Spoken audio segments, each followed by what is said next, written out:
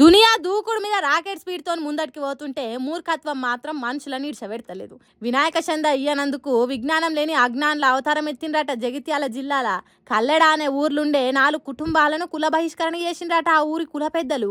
ఇక ఏమనాలే ఆ బుద్ధి లేని పెద్ద మనుషులను.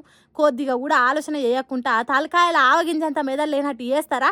వినాయక మండపం కాడికి కొబ్బరికాయ కొట్టడానికి పోయినోళ్లను 1116ల చంద ఇచ్చినాకనే మొక్కులు కొబ్బరికాయ కొట్టడానికి పెదరాయిడి తీరుగా ఆర్డర్ పాస్ చేసిండ్రట.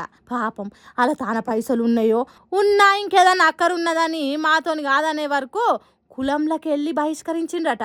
ఆ 4 కుటుంబాలతోని ఎవరన్నా మాట్లాడితే వాళ్ళ ఇంటి దిక్కు చూస్తే గణేష్ చంద ఇయ్యనోళ్ళ గడప దొక్కితే 25,000 జరిమానా అని తిక్కల తీర్పు చెప్పిండ్రట. పాపం ఆ 4 కుటుంబాలతోని 4 రోజుల నుంచి ఎవ్వరు మాట్లాడతలేరట.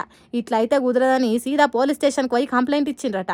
సార్లు పోలీసార్లు గట్టిగా కేసు పెట్టి పెద్ద మనుషులకు బుద్ధి వచ్చేటట్టు చేయండి సార్లు. మరి లేకుంటేంది, వినాయకుడు అంటేనే విజ్ఞానాలు తొలగించే దేవుడు. గసంటి దేవునికి చందాలు ఇచ్చేంత శక్తి లేకుంటే కులంల నుంచి బహిష్కరించుడేంది? అట్లా జయమని గణపతి ఏమన్నా పెద్ద మనుషులకు అధికారం ఇచ్చిండ్రా?